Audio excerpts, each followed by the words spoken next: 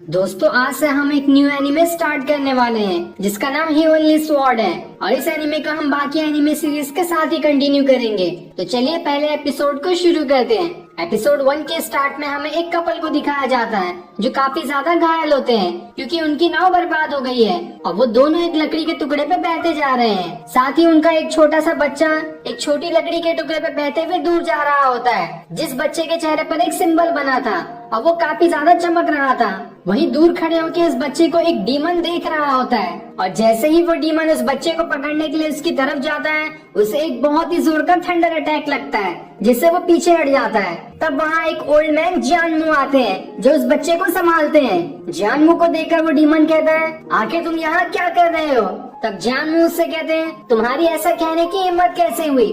और फिर वो अपना फॉर्मेशन बनाने लगते हैं जिसके बाद वो अपनी पावरफुल थंडर की मदद से उस डीमन पर अटैक करते हैं और उस थंडर से बना ड्रैगन डीमन पर अटैक करता है जिससे डीमन डर जाता है। डीमन जियानमू से कहता है, तुमने यहाँ पे बहुत ही ज्यादा ट्रेनिंग कर ली है, लेकिन वो इसके आगे कुछ कहता वो ड्रैगन दोबारा से उस पर अटैक कर देता है।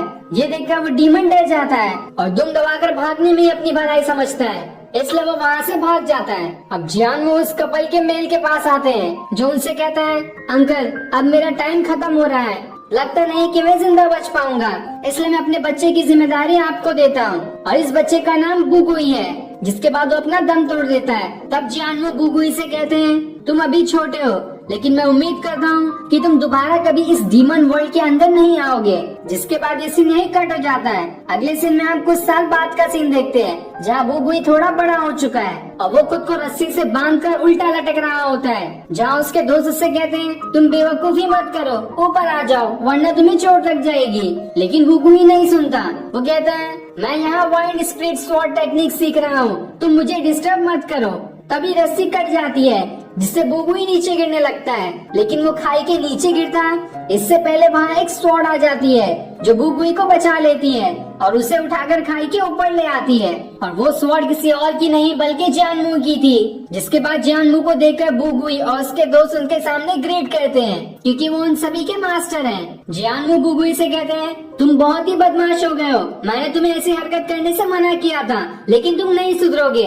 बुगुई इनसे कहता है, मुझे अलग अलग स्वॉर्ड की टेक्निक सीखनी है लेकिन आप तो मुझे सिखाने से रहे, इसलिए मैं खुद ही से सीखने की कोशिश कर रहा हूँ। तब उसका मासूमियत से भरा चेहरा देखकर उनका गुस्सा शांत हो जाता है। जिसके बाद वो बुगुई से कहते हैं, तुम्हारे फादर बिल्कुल ठीक थे, उन्होंने तुम जैसे बदमाश बच्चे को पैदा किया जिसके अंदर बहुत ही ज्यादा गुस्सा है और यही गुस्सा तुम्हें अच्छे रास्ते पे भी ले जा सकता है और गलत रास्ते में भी ले जा सकता है। ये सुनकर बुगुई इनसे कहता है, क्या आप मेरे फादर को जानते थे?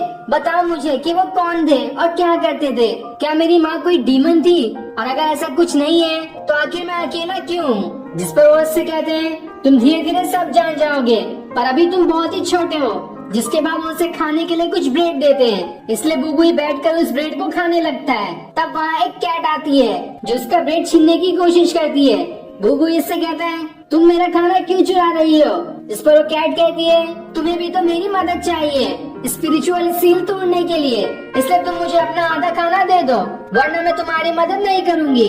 जिसके बाद वो कैट ब्रेड का थोड़ा सा टुकड़ा लेकर खाने लगती है। जिसके बाद हम 10 साल बाद का सीन देखते हैं जहाँ बुगुई बड़ा हो चुका है और वो एक लकड़ी के टुकड़े को काट रहा होता है। साथ ही वो कहता है, इस साल फेरीगेट कॉन्फ्रेंस होने वाली है जिसमें 4 डीमन जनरल मिलेंगे और वो सभी ये प्लान कर रहे हैं कि सभी मिलकर डीमन स्क्रीम को अनसील करेंगे, इसलिए मैं वहाँ जरूर जाऊंगा।